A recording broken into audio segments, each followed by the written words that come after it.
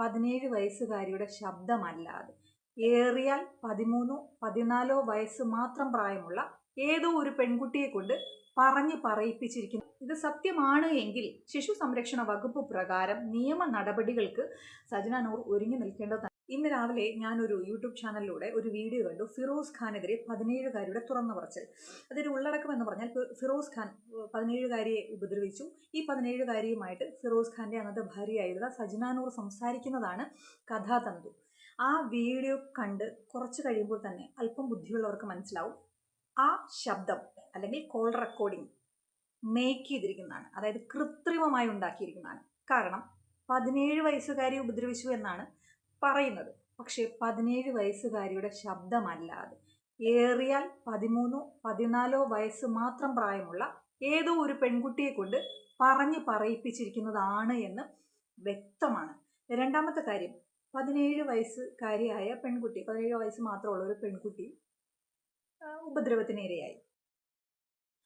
അവൾ എത്ര മനോഹരമായിട്ടാണ് പ്രിക്കോഷനെ കുറിച്ചൊക്കെ സംസാരിക്കുന്നത്. അതും ആരോടാ സംസാരിക്കുന്നത്? പ്രിക്കോഷന്റെ രാജ്ഞിയോട്. അതിൽ നിന്ന് തന്നെ നമുക്ക് വ്യക്തമാണ് ആ ഒരു കോൾ റെക്കോർഡിംഗ് വളരെ വ്യക്തമായിട്ട് ക്രിയേറ്റ് ചെയ്തിരിക്കുന്നതാണ്. പിന്നെ ഈ 17 വയസ്സുകാരി എന്ന് പറയുന്ന ഈ ഉപദ്രവത്തിന് ഇരയാക്കപ്പെട്ടു എന്ന് പറയുന്ന ബാലികയോട് സംസാരിക്കുന്ന ആളുടെ സംസാരം കേൾക്കുമ്പോൾ മനസ്സിലാവും വളരെ കൃത്രിമമായിട്ട്. ഈ പുള്ളിക്കാരത്തെ പിന്നെ ഏത് ചാനലിലാണെങ്കിലും ഈ അവരുടെ നാച്ചുറൽ ആയിട്ടുള്ള കോൾ റെക്കോർഡിങ്ങിലാണെങ്കിലും എല്ലാം കള്ളങ്ങളും കൃത്രിമത്വവും ഫേക്കായിട്ടുള്ള സകല കാര്യങ്ങളും ഉള്ളൊരു സ്ത്രീ അവര് ഫേക്കായിട്ട് ഒരു പെൺകുട്ടിയോട് സംസാരിക്കുന്ന. എനിക്ക് ഏറ്റവും അത്ഭുതം വന്നത്, ഞാൻ നേരത്തെ പറഞ്ഞതുപോലെ 17 വയസ്സുള്ള ഒരു പെൺകുട്ടി പ്രിക്കോഷനെ കുറിച്ചും അതും ക്വാണ്ടത്തെക്കുറിച്ചൊക്കെ ഇവരങ്ങോട്ട് ചോദിക്കുമ്പോൾ ഈ പെൺകുട്ടി പറയുന്നത് അതൊന്നും യൂസ് ചെയ്തിട്ടില്ല. ഇപ്പൊ ഇതിന്റെ താഴെ കമന്റ് വരും, ഇപ്പോഴത്തെ 17 വയസ്സുള്ള പെൺകുട്ടികൾക്കൊക്കെ എല്ലാം അറിയാം. ആണോ? എല്ലാം അറിയാമോ? അങ്ങനെയാണെങ്കിൽ അപരിചിതയായിട്ടുള്ള ഒരു സ്ത്രീയോട് ഇത്ര ഓപ്പൺ ആയിട്ട് അവൾ എങ്ങനെ സംസാരിക്കും? കൃത്യമായി പറഞ്ഞ് പഠിപ്പിച്ചതിന് പ്രകാരം 17 വയസ്സ് ഇല്ലാത്ത 13-14 വയസ്സ് മാത്രമുള്ള ഒരു പെൺകുട്ടിയുടെ ശബ്ദമാണ് നമ്മൾ അവിടെ കേൾക്കുന്നത്.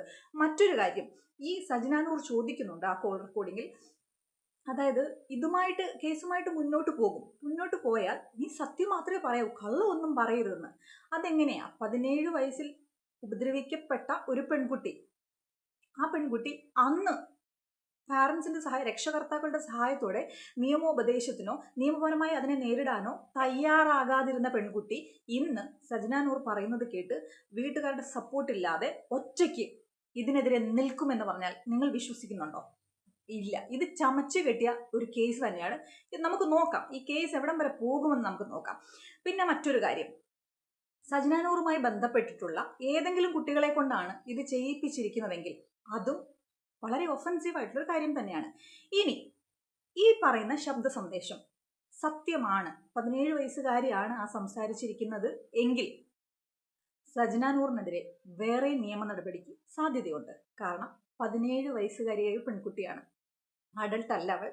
ശിശു സംരക്ഷണ വകുപ്പിന്റെ നിയമപ്രകാരം ഈ കുട്ടിയുടെ പ്രൈവസി ആക്കപ്പെടേണ്ട കാര്യങ്ങൾ അവളുടെ പേര് സഹിതമാണ് ഒരു ചാനലിലൂടെ പുറത്തു വന്നിരിക്കുന്നത്. അന്ന് അവൾ നിയമോപദേശം തേടാതെ ഇന്ന് നിയമത്തിന് വിധേയമാകേണ്ട ഒരു കേസിനെ കുറിച്ച് സോഷ്യൽ മീഡിയ പ്ലാറ്റ്ഫോമിലേക്ക് എടുത്തിട്ട് കൊടുക്കപ്പെടുകയാണ്. ശിശു സംരക്ഷണ വകുപ്പ് പ്രകാരം സജന നൂറിനും കിട്ടും എന്തെങ്കിലും നല്ല കാര്യങ്ങളൊക്കെ, അതായത് ഈ കേസ് സത്യമാണെങ്കിൽ മാത്രം. പക്ഷെ ഞാൻ എപ്പോഴും വിശ്വസിക്കുന്നത് 100% ആ കേസിന്റെ ഒരു ക്ലൈമാക്സ് വരുമ്പോൾ ഇത് 100% ഞാൻ പറയുന്നത് നിങ്ങൾ വിശ്വസിച്ചു വേണം. 17കാരിയുടെ ശബ്ദമല്ല അത്. ഏറിയാൽ 13-14 വയസ്സ് മാത്രമുള്ള ഒരു പെൺകുട്ടിയെ കൊണ്ട് പറഞ്ഞു പറയിപ്പിച്ചിരിക്കുന്ന കാര്യമാണ്. 17 വയസ്സുകാരിയായ ഒരു പെൺകുട്ടി, അതായത് ആദ്യത്തെ തവണ ഈ ഉപദ്രവത്തിന് ഇരയായ ഒരു പെൺകുട്ടി പ്രിക്കോഷനെ കുറിച്ചൊക്കെ കൃത്യമായി സംസാരിക്കുന്നു. ആ പെൺകുട്ടിയോട്, സ്വന്തം മകളുടെ പ്രായമുള്ള ഒരു പെൺകുട്ടിയോട് ഈ സ്ത്രീ സജന നൂർ എന്ന് പറയുന്ന സ്ത്രീ ഈ പ്രിക്കോഷനൊക്കെ വളരെ ഓപ്പൺ ആയിട്ടാണ്, ക്വാണ്ടം യൂസ് ചെയ്തിരുന്നോ എന്നൊക്കെ എങ്ങനെ ചോദിക്കാൻ സാധിക്കുന്നു? അവിടെ തന്നെ നമുക്ക് വ്യക്തമായിട്ടുള്ളൊരു കാര്യമാണ്, ഇവൾ ഭയങ്കര ക്രിമിനൽ മൈൻഡോടുകൂടി തനിക്കെതിരെ നിൽക്കുന്ന ആളുകൾക്കെതിരെ ഇങ്ങനെ ഒളിയമ്പുകൾ വിട്ടുകൊണ്ടിരിക്കുന്ന ഒരു സ്ത്രീയാണിത്. അതായത് തനിക്കെതിരെ ആര് നിന്നാലും അവരെ തകർക്കാൻ പാകത്തിനുള്ള എല്ലാ ആയുധങ്ങളും ഇവളുടെ ആയുധപ്പുരയിൽ ഇങ്ങനെ നല്ലതായിട്ടിരിപ്പുണ്ട്. സുഭിക്ഷമായിട്ട് ഇവളുടെ ആയുധപ്പുര നിറഞ്ഞിരിപ്പുണ്ട്.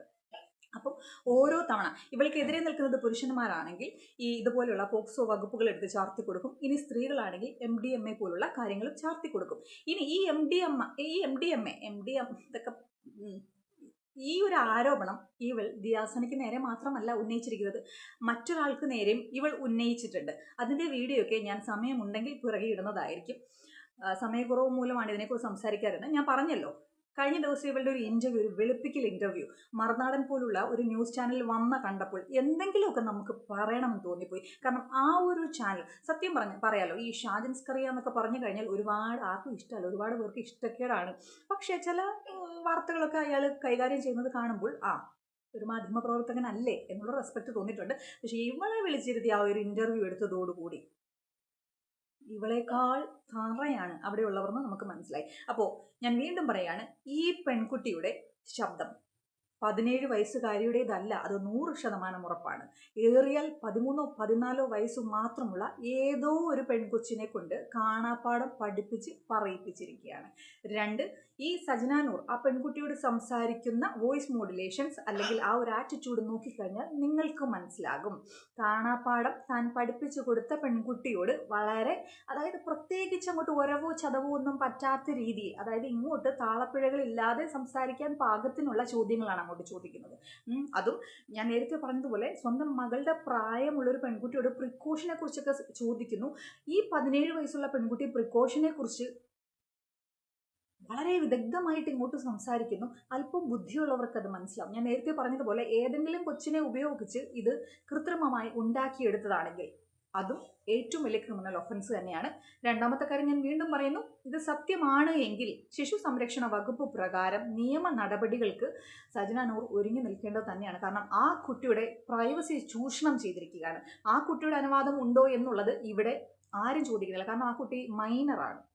അവളുടെ അനുവാദം ഉണ്ടായിരുന്നു. അതുകൊണ്ടാണ് ഞാൻ ഈ കോൾ റെക്കോർഡ് മറ്റൊരാൾക്ക് അയച്ചു കൊടുത്തത്, അതുകൊണ്ടാണ് നിങ്ങൾ ഈ സോഷ്യൽ മീഡിയയിലേക്ക് ഞങ്ങൾ ഇട്ടത് എന്നൊന്നും ആ പരിപ്പ് ഈ അടുപ്പിൽ വേകുമെന്ന് തോന്നുന്നില്ല. ബിക്കോസ് ശിശു സംരക്ഷണ വകുപ്പ് എന്ന് പറഞ്ഞാൽ ശിശുക്കളുടെ അവകാശം പൂർണ്ണമായും ആ വകുപ്പിനുള്ളിൽ ഒതുങ്ങിയിരിക്കുന്നത് തന്നെയാണ്.